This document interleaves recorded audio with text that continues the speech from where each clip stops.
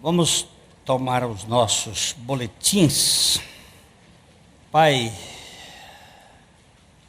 enquanto nos colocamos diante da Tua palavra, nós te pedimos que o Senhor nos dê a luz do Teu Espírito, a revelação, para que nós possamos ver muito além do que está na letra, possamos ver a pessoa bendita de nosso Senhor Jesus Cristo. Nós não somos capazes de enxergar, nem de crer, se o Senhor mesmo não operar em nós. Nosso coração é enganoso, nós clamamos a Ti por misericórdia, para que Tu venhas nos tratar diretamente com a pessoa do Teu Filho Jesus. Fala conosco, Papai. Edifica a Tua igreja, os Teus amados espalhados por este mundo, os nossos irmãos que estão plugados via internet. Nós clamamos para que em cada coração haja revelação da pessoa de Jesus. Somos muito carentes, Pai. Nós clamamos a Ti e pedimos-te que, em nome do Senhor Jesus, o Senhor remova todos os obstáculos que querem impedir o funcionamento da internet, todos os obstáculos do maligno nas nossas mentes, porque ele já foi vencido ali na cruz por Cristo Jesus. Em nome de Jesus, amém. Vamos ler Gálatas 2:21. Gálatas 2:21. Não anulo a graça de Deus, pois se a justiça é mediante a lei, segue-se que morreu Cristo em vão. É possível anular a graça de Deus? É, na nossa fé. Como que é possível, se Paulo está dizendo, eu não anulo a graça de Deus?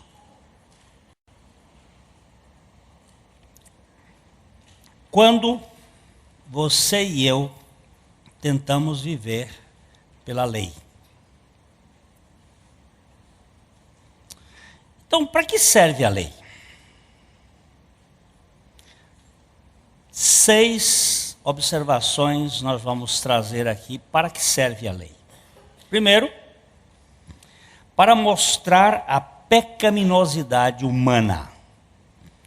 Veja o que Romanos 3:20 diz: visto que ninguém será justificado diante dele por obras da lei, em razão de que pela lei vem o pleno conhecimento do pecado. A função da lei é apresentar o pecado ao pecador. Nós não teríamos a consciência do pecado se a lei não exercesse a função de fazê-lo conhecido diante da nossa transgressão. Quando você está diante de uma pessoa estranha, tem que ter outro para fazer a apresentação, porque senão a gente não vai poder comunicar. A lei tem um papel de nos mostrar o nosso pecado. Se não houvesse lei, não haveria possibilidade de nós sabermos o que é pecado. A lei vem para trazer o pleno conhecimento do pecado. A boa terapêutica, o bom tratamento, requer um bom diagnóstico, do mesmo modo que a lei decreta o check-up do pecado, a fim de podermos ser tratados pela graça. Sem a vistoria da lei não haverá uma análise clara de nossa natureza perversa, nem a nossa consciência de pecado. Não é possível. A lei só começou a vigir em sua expressão em Moisés. De Adão até Moisés, não havia lei, mas havia pecado. Mas como que as pessoas podiam saber que tinham pecado? Se aqui em Londrina não houvesse nenhum sinal de trânsito, não haveria nenhuma regra de desobediência. Ainda que nós tivéssemos muitas batidas e muitas mortes em razão de colisões produzidas pelos nossos carros. A não ser o não da lei incita o desejo rebelde do coração adâmico.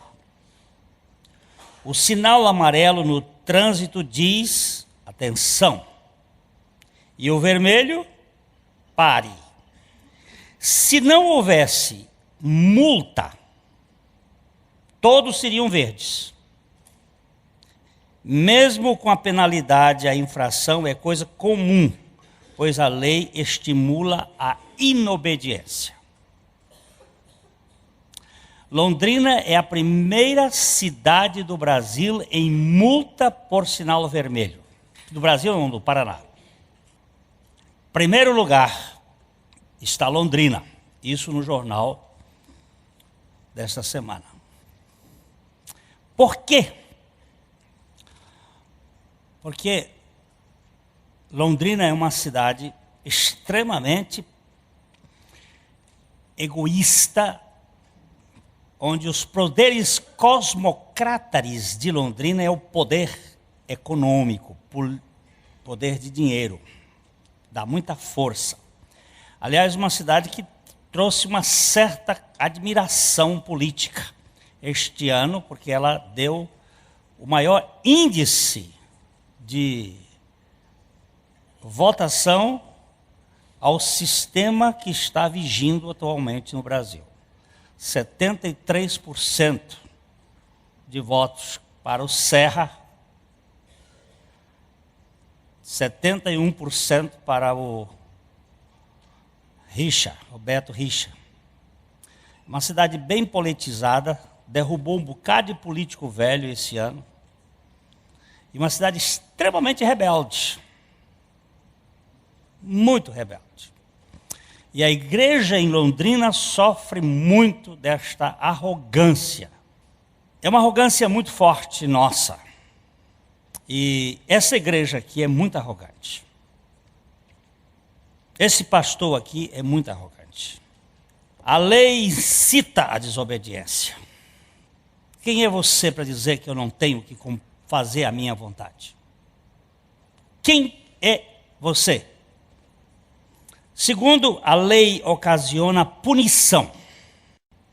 Na ausência da lei não há infração nem condenação do réu. Aliás, não há incriminação no caso, nem indisciplina. Como saberíamos que estamos em oposição se não houvesse uma posição definida? A censura, Romanos 4,15 mostra, a censura vem porque a lei suscita a ira. Mas onde não há lei, também não há transgressão. No grego, orgi, traduzido por ira, também pode ser expresso como punição. E aí nós leríamos assim: a lei suscita a punição. Mas onde não há lei, também não há transgressão. Mas não se pode castigar uma pessoa que não seja infratora. Por outro lado, não há infrator ou violador da regra se não houver regra. Por isso mesmo a lei serve para estabelecer o princípio da contravenção que requer o corretivo. Na falta da lei não haverá pena. Estávamos viajando para o Canadá com meu cunhado. Nós paramos num restaurante McDonald's, lá nos Estados Unidos, e ele estava com a câmera filmadora, filmando. E a gerente veio de lá, possessa. Sabe como uma pessoa irritada. E começou a gritar, dizendo que não era para filmar e nem tirar fotografia. E ele perguntou, onde está a lei? Porque é obrigado em todos os lugares que você não pode tirar fotografia, no pictures, tem que estar lá. Se não tiver a lei, não tem desobediência. E ele perguntou, onde está a lei? Ela disse, a lei aqui sou eu. Ele disse, a lei é você e eu. Onde numa lei não há desobediência. Se não houver lei, você não é obrigado. Isso é coisa de Luís XIV. No tempo dos déspotas. Eu sou a lei, eu sou o poder. Terceiro, a lei ressalta a gravidade do pecado e me separa da íntima comunhão com Deus. Outrora, vamos ler Romanos 7:9. Outrora, sem a lei, eu vivia, mas sobrevindo o preceito, reviveu o pecado e eu morri. Essa morte aqui não se trata da extinção da vida biológica, mas da separação de Deus, por causa da lei que me acusa do pecado. Nado contra a correnteza da graça, movido pela culpa. Isto é mortal para a alma ansiosa. Interessante, eu estava na casa do meu filho, eu estou contando isso naquele livrinho do tronco ao trono, e eu estava lá escrevendo o livro. E a Constança, é uma menininha, filha de um amigo dele que estava lá, havia se separado, ele estava lá na casa do meu filho. A Constança estava lá com a babá para passar aqueles dias com ele lá. De repente, telefona lá de baixo, o porteiro dizendo que tinha alguém jogado coisa do 5º andar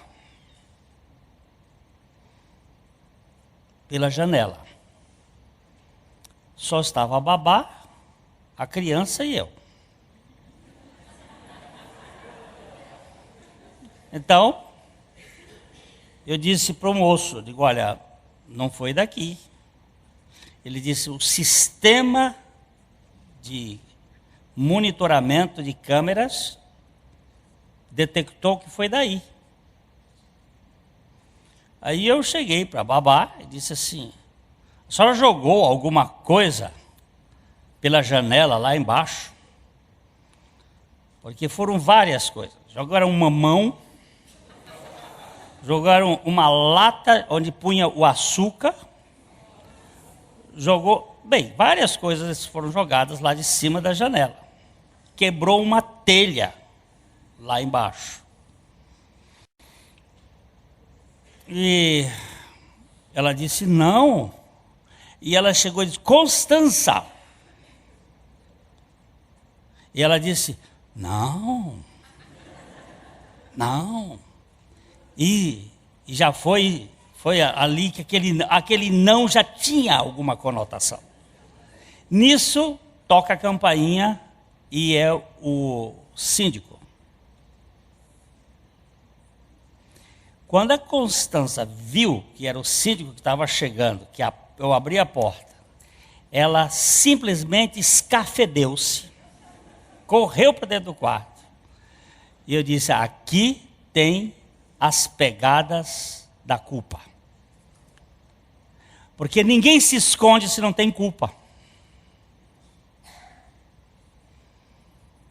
Aí nós fomos descobrir todo o processo da Constança, foi logo. Aí eu tive que chamá-la e o síndico fez uma sindicância, daquelas bem feitas, e ela tremia, e ela virou para mim, você não vai contar para meu pai. Aí a babá disse, mas eu vou contar. A lei, ela tem esse poder de nos mostrar a nossa culpa. Se não houvesse lei, não haverá problema. Quarto, a lei operando na carne frutece para a morte. Vamos ler Romanos 7:5. Porque quando vivíamos segundo a carne, as paixões pecaminosas postas em realce pela lei operavam em nossos membros a fim de frutificarem para a morte. Ninguém consegue viver adequadamente no regime da lei. Tudo aqui neste terreno pantanoso das paixões cheira a cadáver ou podridão legalista. A lei acusa a mente e sufoca a liberdade. Eu não sei como é que foi que Jó fez um acordo com seus olhos para não olhar para uma donzela.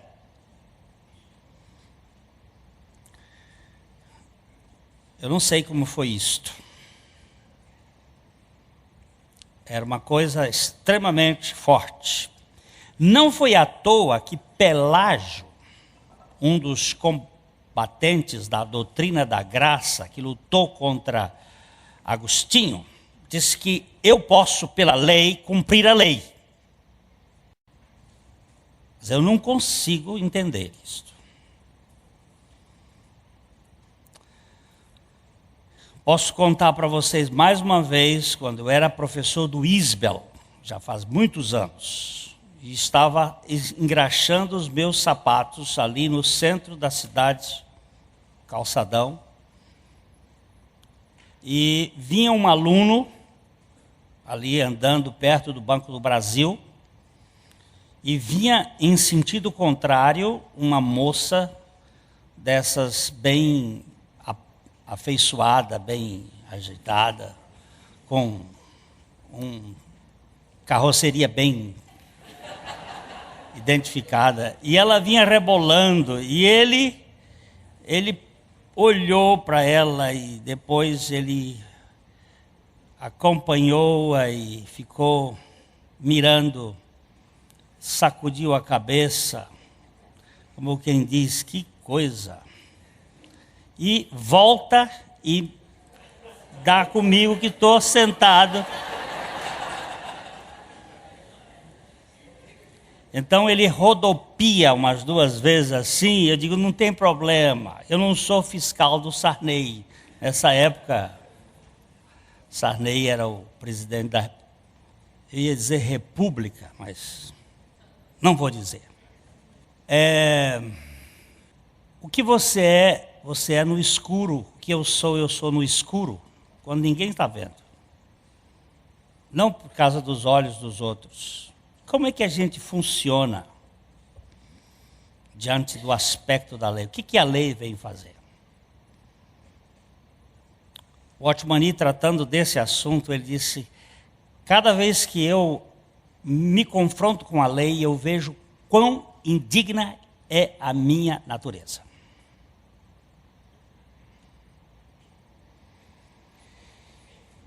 Quinto, na lei, nenhuma pessoa pode ser perdoada diante de Deus, uma vez que jamais se exerce fé por meio da lei. Vamos ler Gálatas 3:11.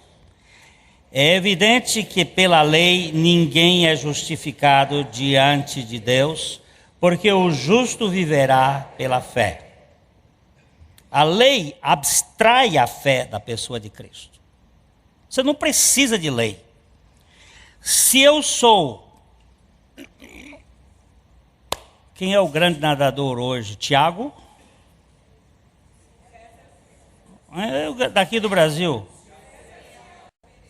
Cielo. Se eu sou o Cielo, estou na beira de um rio, eu não preciso de um barco para atravessar aquele rio. Tenho capacidade para chegar e atravessar o rio. Mas se sou eu, que não sei nadar suficientemente, eu prefiro encontrar um barco para eu entrar e sentar e o barqueiro me levar para o outro lado. A lei dá uma certa competência à alma para que ela queira fazer por conta própria. Então ela não precisa de fé.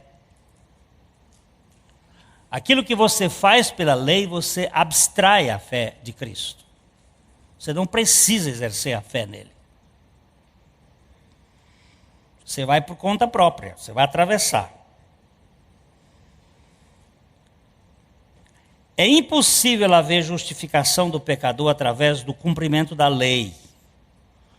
A vida legal é uma vida de executivo, isto é, uma realização pessoal de gerência. É preciso cumprir a lei para viver pela lei. Significa não dar bola para a obra de Cristo na cruz. Não preciso dela, eu posso perfeitamente fazer. Preciso. Mas a lei reflete o caráter de Deus. Romanos 7:12 diz: por conseguinte, a lei é santa e o mandamento santo, justo e bom. Minha natureza é perversa, meu coração é enganoso. Como pode um iníquo praticar a lei de Deus à altura do seu caráter santo? Tem jeito. Sendo um transgressor da lei por natureza, não sou capaz de praticá-la por intuito. Ela não é minha praia favorita. Nem tenho disposição correspondente para o exercício das normas legais voluntariamente. Minha inclinação habitual é viver em desobediência à lei. Por isso não posso ser justificado por aquilo que me contraria, me incomoda e me condena. Não tem possibilidade de ser justificado. Aquele que promulgou a lei santa, boa e justa, sabe que eu sou ímpio, mau e censurável. Por isso ele exige a minha morte. A justa exigência da lei requer a morte do réu, mas a misericórdia incontida do Pai promove a redenção, a remissão, a regeneração, retidão e o reinado do pecador através da pessoa e da obra de nosso Senhor Jesus Cristo. Não há alternativa. Só a morte do pecador com Cristo pode justificá-lo do seu pecado. Não tem outra opção. Sexto, a lei é uma ação imperiosa nos conduzindo a Cristo. Sendo a lei um check-up incisivo e não podendo nos tratar satisfatoriamente, ela nos encaminha ao médico dos médicos para sermos justificados por sua graça. Gálatas 3:24 de maneira que a lei nos serviu de aio para nos conduzir a Cristo, a fim de que fôssemos justificados por fé. Deixa eu contar aqui para vocês mais uma vez a história de John MacArthur Jr. com aquele homem médico que o procurou no seu escritório e disse: eu vim aqui pedindo porque soube que o senhor pode me ajudar no meu problema. MacArthur disse: como assim?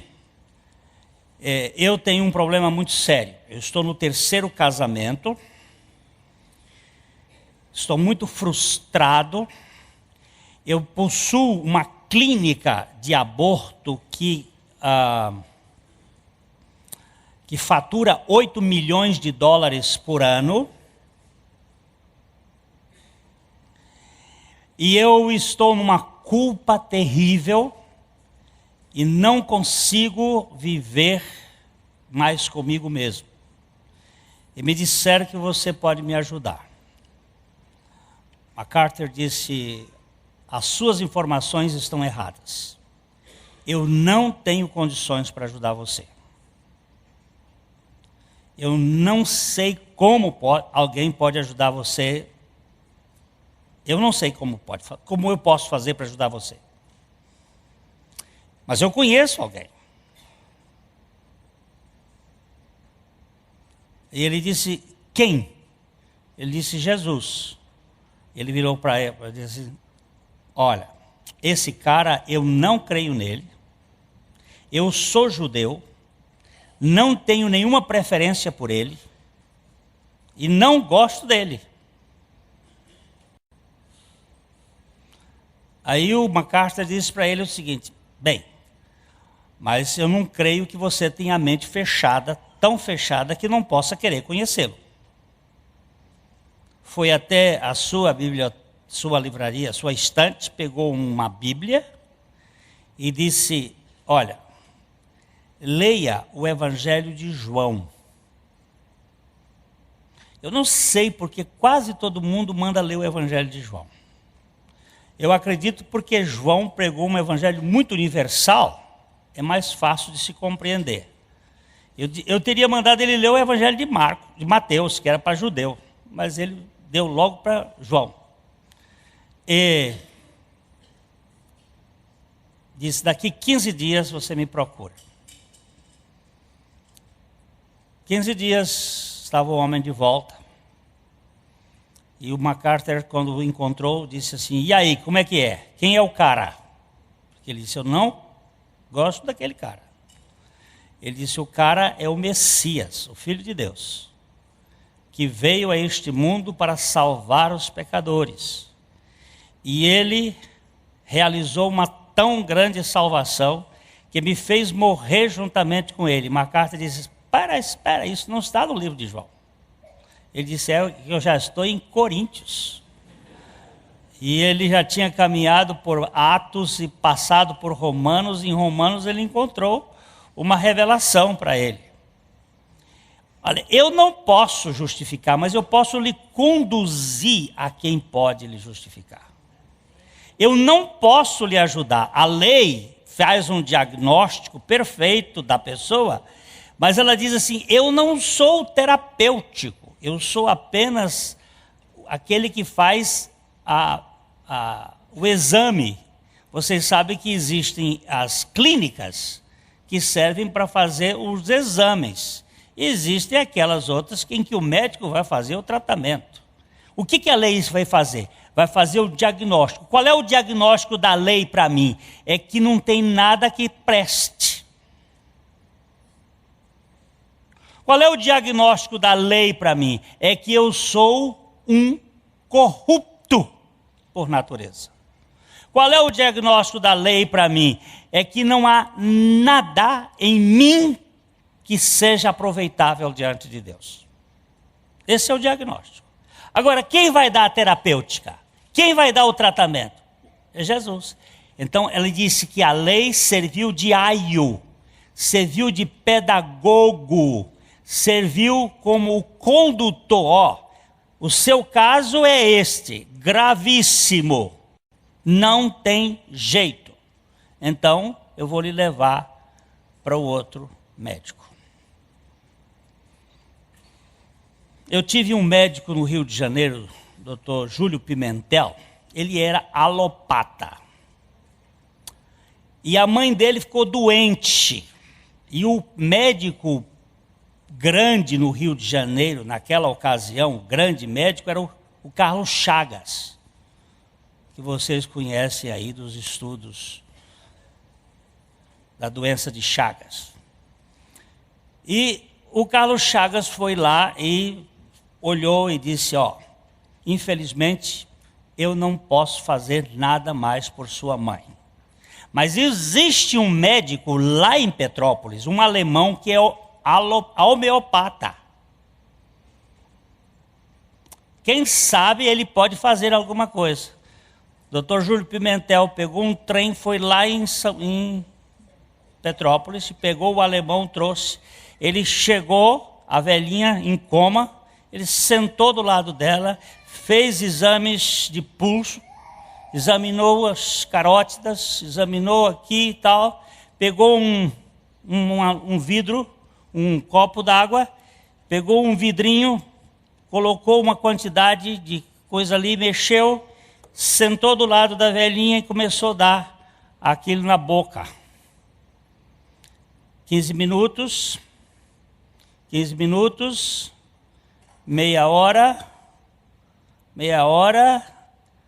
1 hora, a velhinha começou a urinar, e aí a velhinha saiu do coma e o Dr. Júlio Pimentel se tornou homeopata. Ele disse, por que o senhor se tornou homeopata? Porque eu vi que aquilo que a alopatia não podia fazer, a homeopatia pode fazer. A alopatia é a lei, a homeopatia é a graça. Depois vocês vão estudar o que é isso. Ele tomou a doença para que pela doença do doente, ele pudesse curar o doente da doença. Aquele que não tinha pecado, levou o pecado. É o princípio homeopático, não é o princípio alopático. Não é contra, é a favor. E Dr. Júlio Pimentel me contou essa história, dizendo, o remédio que o doutor, não me lembro o nome dele, do alemão, que ele colocou era Croton.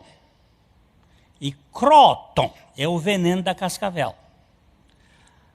A velhinha estava envenenada com ela mesma. É isso que acontece conosco. A vida cristã não é uma conquista obtida pelo pecador, mas o dom gracioso concedido pelo Salvador. Por favor, eu vou ler outra vez. A vida cristã não é uma conquista obtida pelo pecador, mas o dom gracioso concedido pelo Salvador. Nada do que fazemos positivamente pode nos levar a subir ao pódio da glória de Deus. Nada do que fazemos negativamente pode empanar o brilho na entrega da medalha eterna do perdão incondicional. A salvação divina não pode ser uma aquisição do mérito. De fato, ela é uma premiação audaciosa em razão do demérito humano. Deus bom. Isso aqui, olha, isso aqui tem que entrar. O Ortmani diz no livro dele, A Vida que Vence, que é uma das obras mais preciosas que eu já li na minha vida. Mais preciosas. E eu estou relendo pela terceira vez, agora tentando ver um pouco mais daquilo que aquele homem disse em 1935, nos meses de setembro e outubro de 35, em umas conferências em Xangai. Eu digo, Senhor, que pérolas das pérolas. Quando eu estava examinando na minha Bíblia ontem à noite, que a cidade santa, a cidade Nova Jerusalém, tem 12 portas de pérolas, feitas de uma única pérola. O meu coração quase arrebentou. Esta pérola das pérolas que é feita do sofrimento, do nácar, que cobre aquele grão de areia que entra na ostra. E que aquele que levou sobre si as dores das dores, para nos libertar deste sistema opressor, aquilo quase me acaba. Ele é aquele que tem entrada para a terra da glória da presença de Deus, pela sua graça plena. Se nós não compreendermos isto, meus irmãos, nós não compreendemos absolutamente nada. Estou dizendo isto com todas as veras da minha alma. O Pai das misericórdias e Deus de toda graça, misericórdia e graça. Misericórdia é Deus não nos dá o que nós merecemos. Graça é Deus dá o que nós não merecemos. Presta atenção apenas no não. Misericórdia é Deus não nos dá o que merecemos. Graça é Deus dá o que não merecemos. O não sai de um lado para o outro. Da graça para a misericórdia. Misericórdia é Ele não me dá o inferno. Graça é Ele me dá o céu. Pela misericórdia Ele cancela a condenação. Pela graça, Ele me dá o trono. Dá para você compreender o que é tudo isso em Cristo? O Pai das misericórdias e Deus de toda a graça não exige do indigno pecador uma transformação progressiva do seu ego corrompido pelo pecado. Ele não vê opção para o ego, senão a sua morte. A alternativa do Pai é a substituição do ego, que aparentemente pode parecer bom, ainda que seja realmente mal, pela vida santa e pura do seu Filho. Ele não está esperando que Marquinho melhore. Ele não tem nenhuma alternativa, ele nem tem uma esperança que o ego do Marcos vá melhorar com o tempo. Pelo contrário, a gente tem notado que as pessoas na velhice se tornam piores, mais chatas, porque elas se tornam aquilo que elas são. No tempo da maturidade, ele está mais contido, mais amarrado, mais seguro para não fazer. Depois dos 65 anos, aí a gente já se libera mais e deixa, não tem mais problema. Aí fica pior. Você vai verificar que normalmente a velhice é um tempo de rabugice, de ranhetice, de crítica, de chatice, porque é a nossa natureza. E não tem evolução, não. Não tem. Ego não melhora. Criaturas, ego não melhora. Ego não tem evolução. Você pode ter evolução de conhecimento, não de ego. Você pode crescer no saber, não nessas emoções do ego do doente possessivo, ele não tem remédio. Tudo começa, essa mudança toda começa na cruz. Lá o homem e Deus se topam numa mesma pessoa. Jesus, a natureza humana, vaza o seu sangue sem pecado, para justificar os pecados dos pecadores, enquanto Cristo, a natureza divina, assume a iniquidade dos pecadores, a fim de torná-los filhos de Deus por meio de sua ressurreição. Gálatas 2,19, porque eu, mediante a própria lei, morri para a lei, a fim de viver para Deus. Estou crucificado com Cristo. Porque eu, mediante a própria lei, morri para a lei. Se não morrer, não tem troca. A lei exige a minha morte e a graça me outorga uma nova vida. Não há opção. Só a morte do ego com Cristo na cruz pode garantir o espaço para a entronização da vida de Cristo ressuscitado. A vitória cristã não está num processo progressivo, mas numa pessoa. Se eu orar mais, você orar mais, não vai evoluir um pouquinho da sua vida. Se eu ler mais a Bíblia, não vai melhorar nada. E então, para que serve a leitura bíblica e a oração? Para você ter comunhão depois de ser transformado. Caso contrário, vai ser só acúmulo de conhecimentos e despesas de tempo sem nenhum resultado.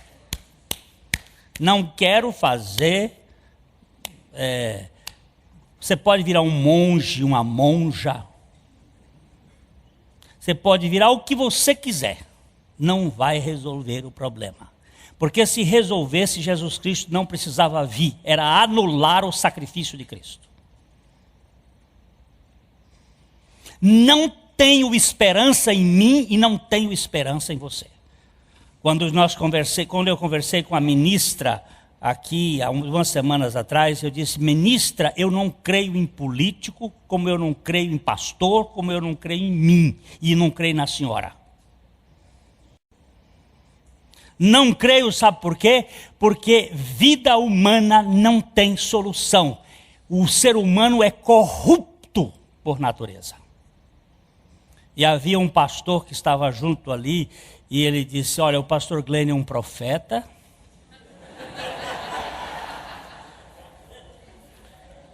Começa lambendo assim. É um profeta, mas ele não é positivo, ele é negativo. Porque eu, quando fui secretário de educação de tal cidade, porque eu,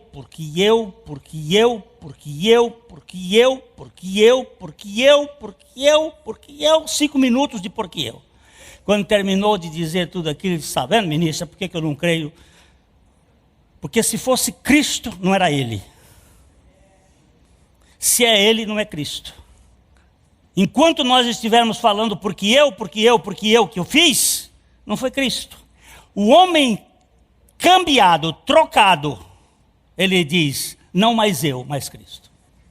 E o homem não cambiado diz: porque no meu tempo, foi eu que fiz, porque eu fiz. Pois é por isso que eu não creio. E esse bicho é doido por glória.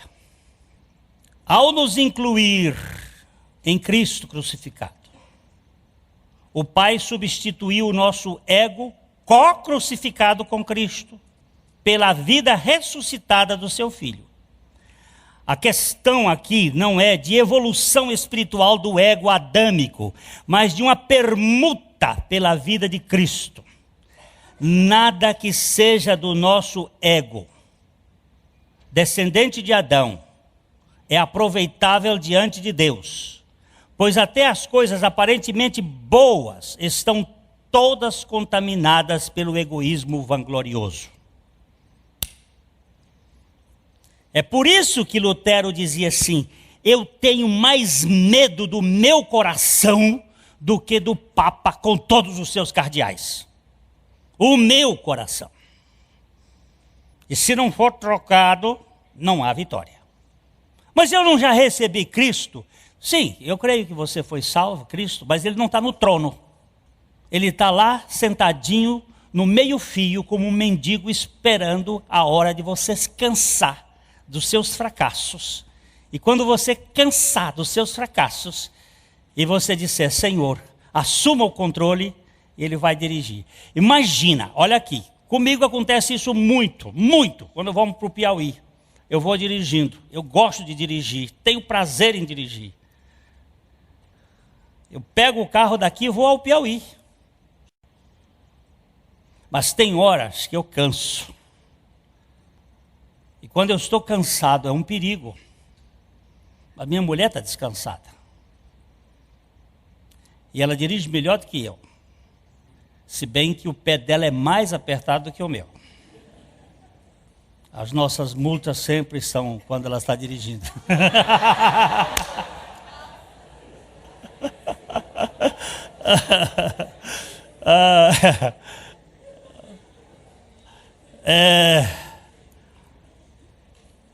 Não é verdade isso, não. Eu tenho... Mas ela estando descansada, eu posso agora sair do volante voluntariamente. Dizer, bem, toma o carro. Para que vai servir a lei na sua vida? Deus vai usar muito a lei para ela lhe fazer cansar.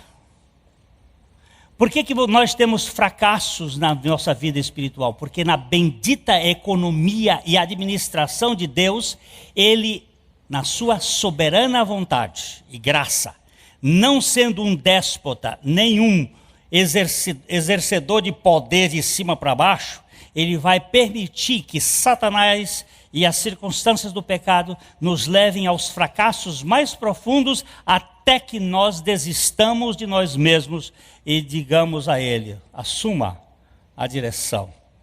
E Ele então sentadinho no meio fio, com toda a elegância, batendo a porta com toda a elegância de um Deus humano que tem paciência.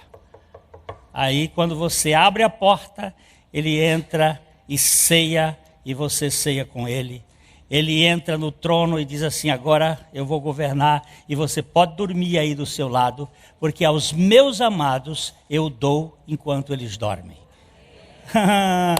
Se nós pudéssemos entender isso. Ou se nós pudéssemos que o Espírito de Deus nos revelasse isso. No reino de Deus não se espera a evolução da vida egoísta, nem se promove a reciclagem dos seus restos mortais. A obra da cruz visa trocar Adão, o velho homem, por Cristo, o novo homem. Caso isso não aconteça, não haverá vitória na vida espiritual. Eu não estou falando que não haverá salvação. Estou dizendo que não há vitória, não há o crescimento de vida de Cristo. O Senhor não espera podar o ego, nem usar de repressão para causar o avanço espiritual. A fé não labora a coação. A vida extinta na cruz cria clima para a expressão do viver de Cristo, como Paulo repete aqui em Gálatas 2:20, logo, já não sou eu quem vive, mas Cristo vive em mim. Não eu, mas Cristo, é uma substituição de governo. Muita gente anseia evoluir na sua vida espiritual, tentando melhorar o seu ego. Não tem jeito. Eu também tenho tentado este método, mas venho fracassando vez após vez, e aleluia. Temos que admitir que a vitória na vida cristã nada tem a ver com o ego, mas com Cristo. Só Ele é vitorioso em nós. O Watchman disse que um irmão chegou para ele e disse assim, faz 20 anos que eu estou tentando ver evolução na minha vida e só fracasso e mais fracasso. E ele começou a rir. E o irmão disse para ele, mas por que você está rindo? Ele disse, graças a Deus, pelos seus fracassos. E ele disse, mas isso... começou a ficar irritado, e o Watchman rindo. Ele disse, graças a Deus, porque você nunca vai ser vitorioso, e se você pode gastar mais 20 anos, 40 anos, e vai ser um fracasso fracasso sobre fracasso, até que você desista, por graça de Deus, e Cristo venha habitar por sua graça no seu interior. O irmão não conseguia entender como grande parte de nós aqui consegue entender, porque nós somos frutos da pedagogia grega, que quando a criança nascia aleijada, a parteira alijava a criança, matando-a, porque os aleijados são peso. Porém, quando o fugitivo, Jacó, trapaceiro, ladrão de posto, ladrão de primogenitura, trapaceiro de pais, safado, não aguentou mais o professor dele, Labão, que era um lambão terrível, e resolveu vir embora. Quando ele chegou no Jaboque, ele saiu de lá manco. E ele se encontra com Esaú, seu irmão, e o irmão dele disse assim: vamos, meu irmão, juntos, vamos caminhar. Ele disse: não posso. Eu não tenho mais passo para andar com soldados de um exército perfeito. Eu agora sou um príncipe manco. Meu passo é de criança. Meu passo é de mulher grávida. Meu passo é de velhos. Meu passo é de ovelhas com suas crias. Não tenho mais condições. Quero chamar a atenção para você que este é o caminho de Deus. Lhe levar ao fracasso para substituir você por Cristo. Porque não tem evolução em você. Nem que você queira. Mas eu vou para onde que você vai? Não tem. Você e eu somos imprestáveis. Para anularmos a justiça da lei que nos domina desde o Éden, temos que viver pela fé, do começo ao fim da nossa jornada. Não estou dizendo que a lei nos domina desde o Éden, mas a justiça da lei. A justiça da lei é que fez Caim matar Abel. A nossa vitória na vida espiritual vem apenas de uma certeza: Cristo é a nossa vida. 2 Coríntios capítulo 2, verso 14. Graças, porém, a Deus que, em Cristo, sempre nos conduz em triunfo e por meio de nós manifesta em todo lugar a fragrância do seu conhecimento. Que coisa linda! Graças, porém, a Deus que, em Cristo, olha só. Quantos? Sempre. Mesmo nas suas derrotas, você está sendo vitorioso, porque Ele está fazendo uma obra de substituição. Esse triunfo é um dom de Deus e nunca uma conquista humana. Tudo na nossa vida cristã tem que ser rigorosamente pela graça, pois caso contrário, corre-se o risco de se alimentar sutilmente algum sentimento de orgulho por gozar aquela bênção. Nada pode ser mais perigoso do que uma gota de vaidade pingada na alma de um filho de Abba. Você teve paciência? Olha como eu tive paciência. Pish, que perigo. Eu orei e Deus respondeu. Upa, que perigo, meu Deus. Estamos em perigo. Eu tenho resistido, sabe? Que perigo terrível. Você não sabe o que eu tenho passado na vida, mas graças a Deus, o graças a Deus ali, ele entra como um pendurucalho no pescoço, assim, um apêndice, graças a Deus. Eu me lembro do pastor Abuchaim contando que um pastor estava numa reunião de oração e ele disse: ó Deus, eu sou indigno, eu sou um pecador nojento, eu sou isso, eu sou aquilo. Ele falou. Aí chegou lá no fim, o irmão pegou na mão dele e disse: pastor, eu concordo com aquilo que o senhor orou. Ele ficou de mal do irmão. Porque tudo aquilo era simplesmente um discurso. Era o discurso. Mas lá no fundo ele se achava. Ele queria chamar atenção. Mas quem vê cara não vê coração. Se houver, eu botei aqui 0,01%, porque eu tinha botado mais zero, mas no meu parágrafo lá ia sobrar uma palavrinha, mas aqui acabou sobrando da lei aqui, era para ficar icônico. Mas eu botei 0,000000001. Botei uns 6 zeros assim.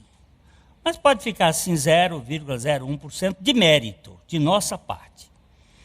Isso acabará botando a perder. Ficou muito verbo aqui, minha mulher até chamou a atenção e eu não corrigi. Isso botará a perder todo o valor do sacrifício de Cristo. Se a nossa justiça advier pelo cumprimento de um ínfimo princípio da lei, então a morte de Cristo será realmente vã e a nossa fé nele inútil. Nesse caso, estaremos anulando a graça de Deus e validando a justiça da lei. Mas eu fiz isso. Olha. Maldito o que você fez. O apóstolo Paulo diz, e nós cantamos, Bill, e foi tão bom cantar esse versículo ainda há pouco. O que ele diz em Romanos 6,14? Porque o pecado não terá domínio sobre vós, pois não estáis debaixo da lei, e sim da graça. A Bíblia está dizendo que o pecado não terá. Ela não está dizendo que o pecado poderá não ter. O pecado não terá domínio sobre vós. Por quê? Porque não estáis debaixo da lei, e sim debaixo da graça. O Watchman pergunta nesse contexto: o que significa estar debaixo da lei? O que é estar debaixo da lei? E ele responde: é estar numa posição em que Deus exige que o homem trabalhe para ele. O que é estar debaixo da lei? É estar numa posição em que Deus exige que o homem trabalhe para ele, Deus. Enquanto o estar debaixo da graça é permanecer na posição em que Deus trabalha para o homem. Alô? Em que Deus trabalha para o homem. Isso faz toda a diferença. Se eu trabalho para Deus, se Deus está exigindo que eu faça o esforço para conseguir cumprir aquilo que Ele mandou, isso está debaixo da lei. Se eu permaneço numa posição em que eu espero o trabalho de Deus em meu favor, isso dá outra condição. Estar debaixo da graça não é você fazer para ser aceito, é você receber a aceitação de Deus em seu favor. É diferente ou não? Por favor, é ou não é? Você já percebeu a diferença? Então, veja o que vai acontecer amanhã ou hoje. Você tentando ser aceito pelo que você faz diante de Deus. E não você descansando na sua aceitação providenciada por Deus em Cristo Jesus. Veja como isso vai acontecer na prática. Até que o momento certo aconteça. A vida cristã não é progressiva, mas o quebrantamento é progressivo. A vida cristã vitoriosa é um ato, como a regeneração é um ato. Mas mas o quebrantamento é um processo. Como a conversão é um processo. Você vai sendo capturado pela conversão até que você creia. E você é capturado pelo processo de libertação até que você desista. E entregue-se totalmente a Deus. Isto é lindo demais. Esse Deus é muito precioso. É muito precioso. Um irmão chegou para mim e disse assim: Glênio, eu sou um voyeur. Eu digo, e daí?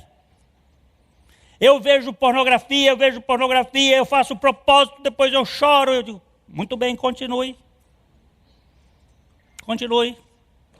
Continue colocando-se diante do Senhor, dizendo, não consigo. Não consigo. Não consigo. Estou aqui. Jesus, filho de Davi, tem misericórdia de mim. Para de conversar, menino. Deixa ele, não vai. Jesus, filho de Davi, tem misericórdia de mim. Ô ceguinho, fica quieto. Não está vendo que o homem está lá? Jesus, filho de Davi, tem misericórdia de mim. Por que ele teve que gritar tantas vezes? Ele não podia ter ouvido logo e ele não ouviu logo. Ouviu na primeira vez. Mas ele vai trabalhar com a gente. Com as nossas frustrações. Com a nossa incapacidade. Aí farou para o ceguinho, vem cá, o que é que você quer? O que perguntar para o cego o que é que ele quer?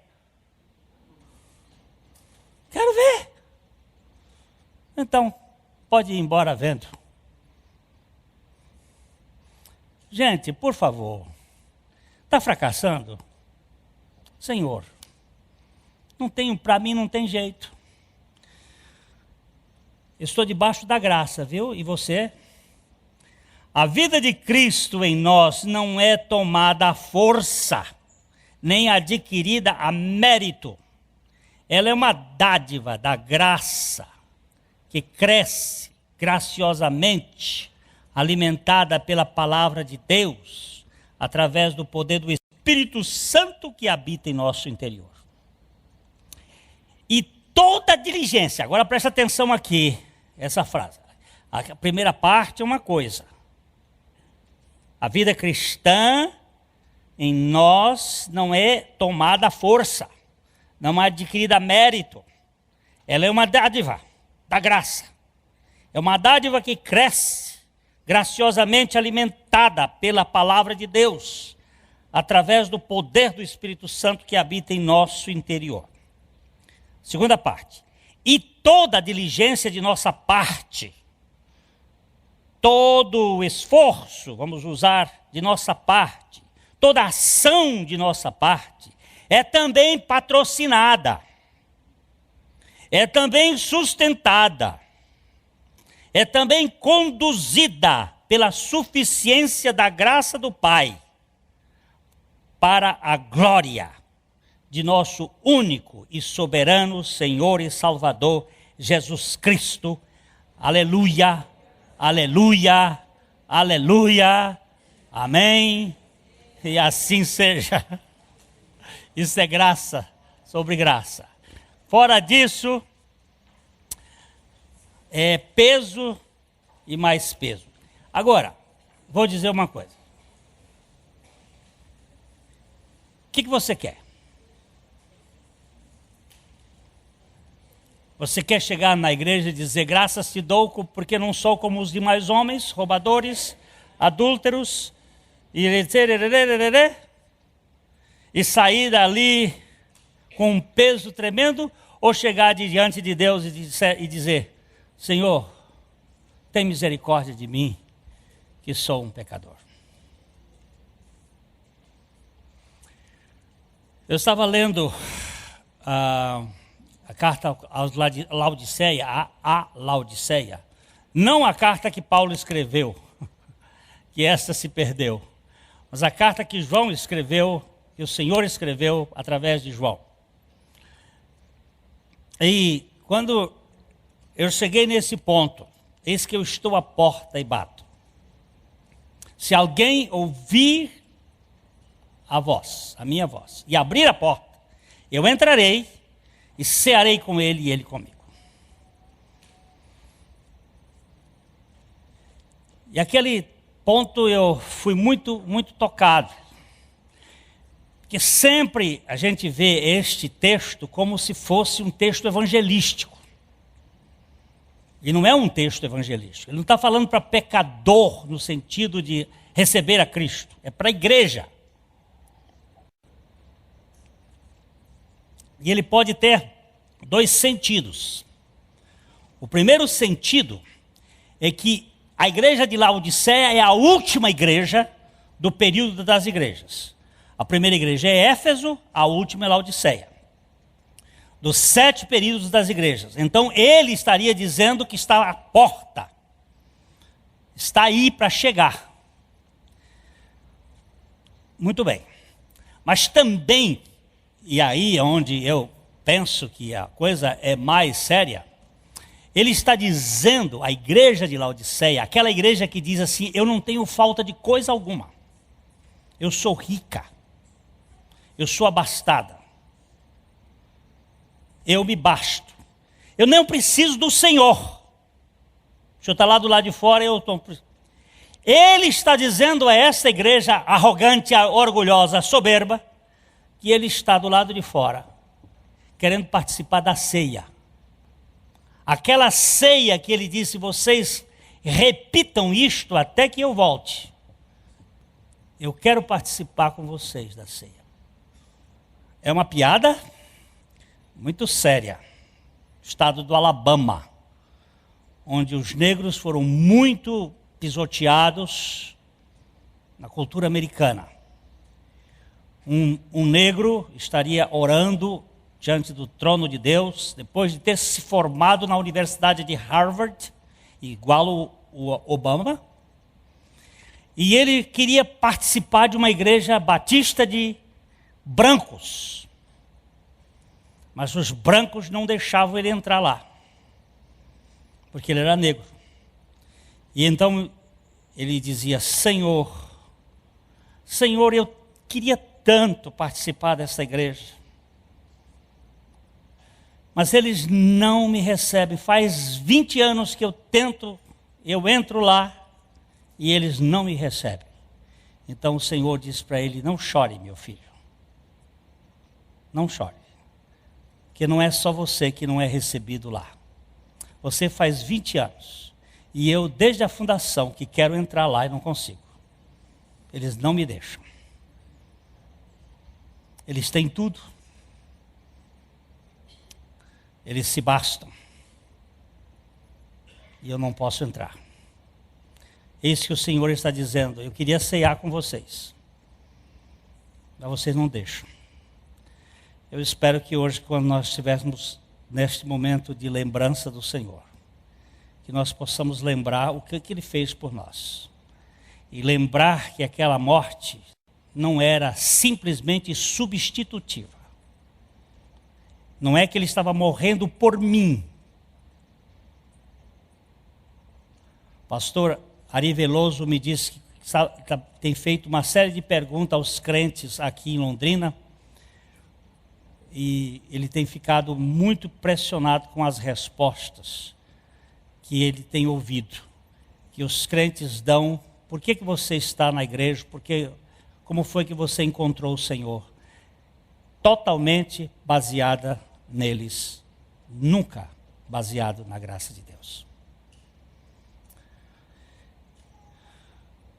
Como foi que você encontrou o Senhor? Eu não o encontrei. Foi Ele que me se encontrou. Foi Ele que me encontrou e me fez encontrar-me com Ele, por sua graça. E Ele está aqui, querendo participar desta ceia, dizendo para cada um de nós: eu quero ceiar com você, e você comigo. Eu amo você e não desisto de você.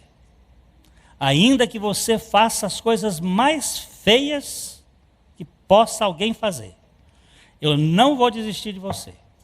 E eu vou fazer com que a sua vida seja completamente liberta pela minha graça. Eu comecei uma boa obra em você. E eu vou terminar esta obra até o dia em que eu voltar, para que você seja totalmente meu e eu totalmente seu.